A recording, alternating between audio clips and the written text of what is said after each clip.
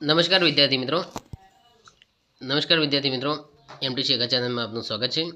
સ્પર્ધા પરીક્ષાની તૈયારી કરતા વિદ્યાર્થીઓ માટે તેમજ ધોરણ 7 એનએમએસ અને જ્ઞાન સાધના શિષ્યવૃત્તિની પરીક્ષાની તૈયારી કરતા વિદ્યાર્થીઓ માટે ધોરણ 7 વિષય વિજ્ઞાન પાઠ નંબર 12 જંગલો આપણી જીવાદોરી તેના એમસીક્યુ પ્રશ્નો જોઈશું આજે। પ્રશ્ન નંબર 1 જંગલોને શું કહેવાય છે? જવાબ આવશે સી લીલા ફેફસા।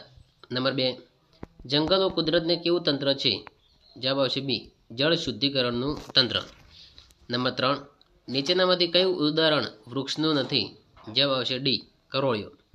નંબર 4 જંગલમાં સામાન્ય રીતે નીચેના પૈકી કયું ઝાડ જોવા મળતું નથી? જવાબ આવશે ડી આસોપાલવ। નંબર 5 નીચેનામાંથી વૃક્ષનો કયો ભાગ જમીનને પકડી રાખે છે? જવાબ આવશે સી મૂળ। નંબર 6 જંગલનું તળિયું કેવા રંગનું હોય છે? જવાબ આવશે સી ઘેરા। નંબર 7 નીચેના પૈકી પ્રાણીઓમાં કયું પ્રાણી જંગલના ઊંડાણવાળા વિસ્તારોમાં રહેતું નથી? જવાબ આવશે બી હરણ। નંબર 8 નીચે આપેલામાંથી કઈ જંગલની પેદાશ નથી? જવાબ આવશે ડી કેરોસીન। નંબર 9 નીચે આપેલી પેદાશોમાંથી કઈ પેદાશ જંગલની છે? જવાબ આવશે ડી રેઝિન। નંબર 10 ફૂગ અને સૂક્ષ્મજીવો શેના પર નભે છે? જવાબ આવશે બી મૃત વનસ્પતિ પર। નંબર 11 નીચેનામાંથી કોણ સપુષ્પી વનસ્પતિને પરાગનયનમાં મદદરૂપ નથી?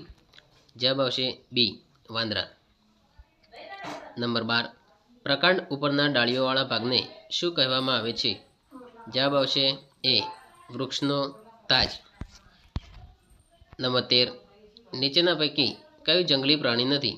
જવાબ આવશે સી બકરી। નંબર 14 જંગલોના વૃક્ષો કઈ ક્રિયા દ્વારા કાર્બન ડાયોક્સાઇડ અને ઓક્સિજન વાયુનું સંતુલન કરે છે? જવાબ આવશે સી પ્રકાશ સંશ્લેષણ દ્વારા। નંબર 15 દેડકો કોનો શિકાર બને છે? જવાબ આવશે સી સાપનો। નંબર 16 સૂક્ષ્મજીવો મૃત વનસ્પતિ પર પ્રક્રિયા કરે છે તે ખાલી જગ્યા છે? જવાબ આવશે બી ફૂગ। નંબર 17 નીચેના પૈકી કયું વિઘટનનું ઉદાહરણ નથી? જવાબ આવશે સી સાપ। નંબર 18 ભારતમાં કુલ ક્ષેત્રના કેટલા ટકા વિસ્તાર જંગલો છે? જવાબ આવશે બી 21%। નંબર 19 જંગલના અધિકારીઓ પ્રાણીઓની હાજરી શાના પરથી ઓળખી શકે છે? જવાબ આવશે ડી એ અને સી બંને પર, એટલે કે પ્રાણીઓના મળ પરથી અને પ્રાણીઓના પગલાં પરથી। નંબર 20 જે સૂક્ષ્મજીવો મૃત વનસ્પતિ અને પ્રાણીઓને કાળા સેન્દ્રિય પદાર્થોમાં ફેરવે છે તેને શું કહે છે? જવાબ આવશે બી વિઘટકો। તો મિત્રો આ તો પાઠ નંબર 12। Thank you.